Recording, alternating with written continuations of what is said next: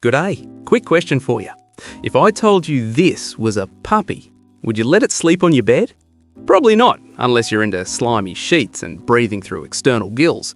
This is a mud puppy. It's not a dog, it's a giant salamander. And get this, it doesn't even live in the mud. It prefers crystal clear, oxygen-rich water. So it's not a mud thing, and it's definitely not a puppy. Welcome to the absolute bin fire that is biological naming. For the next 10 minutes, we're exposing the biggest lies in nature, from chickens that are actually frogs to whales that are actually dolphins. Grab a cuppa, settle in, and let's figure out why the people in charge of naming things were clearly taking a very, very long lunch break. Let's start with the cat category. For some reason, early explorers thought anything with whiskers and a bit of an attitude was a feline. The fisher cat, found in North America. Is it a cat? No, it's a member of the weasel family.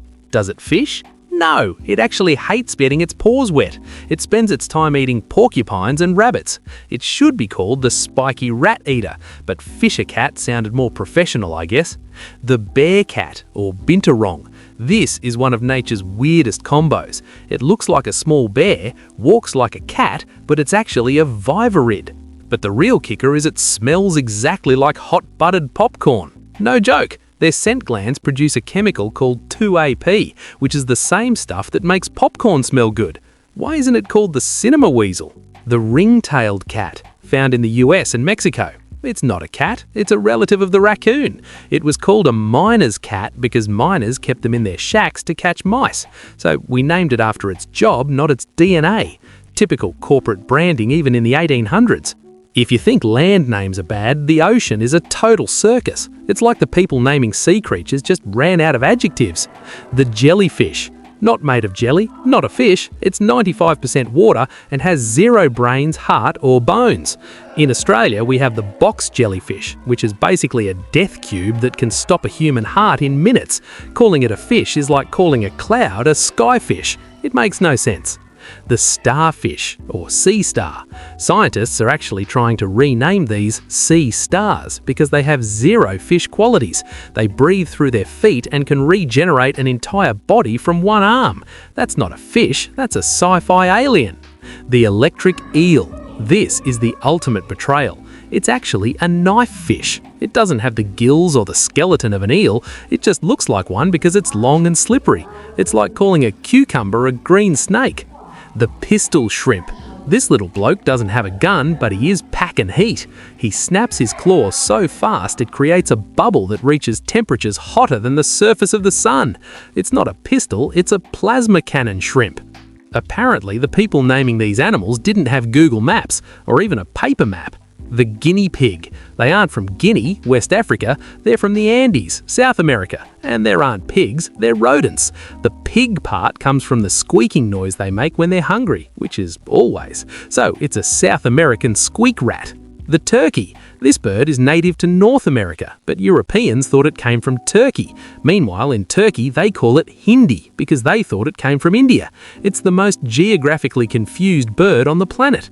The American buffalo. These are bison. Real buffalo, like the water buffalo, live in Asia and Africa. Bison have beards and big humps. Buffalo is smooth. If you call an American bison a buffalo in front of a park ranger, they will be legally allowed to roll their eyes at you. Some names feel like a deliberate prank played on school kids by a bored scientist. The mountain chicken. This is the legendary Leptodactylus phallax. It's a giant frog from the Caribbean. Why is it called a chicken? Because apparently it tastes like one. So we named a whole species after its flavor profile. Imagine calling a cow a burger mammal. That's where we're at. The killer whale, or orca. They are the biggest members of the dolphin family. The name actually comes from a mistranslation of whale killer because they hunt whales. We flipped the words and made them sound like giant whales that are out for blood. The slow worm. It's a lizard with no legs. It's not a worm, it's not even that slow. If you see one, look at its eyes. Worms don't have eyelids, but these slow worms do. They'll literally blink at you while you're calling them the wrong name. Then you have the angry names and insect insults. The wolverine. It sounds like a 6-foot-tall mutant with metal claws. In reality, it's a very angry, very fluffy member of the weasel family. Don't get me wrong, it'll fight a grizzly bear for a sandwich, but it's still just a mega weasel. The velvet ant. It's a wasp. It's bright red, fluffy, and looks like a toy. But don't touch it. It's also called the cow killer because its sting is so painful it could theoretically take down a cow. It's a wingless wasp with a velvet coat and a grunge. The praying mantis. Okay, the mantis part is fine, but praying? They aren't religious, mate. They're praying, as in the female will bite the head off the male after a date. That's not a prayer, that's a horror movie. The firefly. It's a beetle. A glow beetle would be a much better name. Firefly sounds like a tiny dragon, but it's just a bug with a glowing bum. And finally, let's look in the mirror. Our scientific name is Homo sapiens. It translates to wise man. Wise? We are the ones who saw a 4-foot-tall raptor that kicks snakes to death with the force of an MMA fighter and called it a secretary bird. Why? Because the feathers on its head looked like the quill pens old-timey secretaries used. We named a lethal predator after an office clerk. We saw a flightless bird and called it a titmouse. We saw a bat and called it a flying fox. Nature is beautiful, nature is majestic, but the humans in charge of the labels, they were definitely winging it. If you enjoyed this deep dive into why words don't matter, hit the subscribe button. Cheers for watching, and I'll see you in the next one.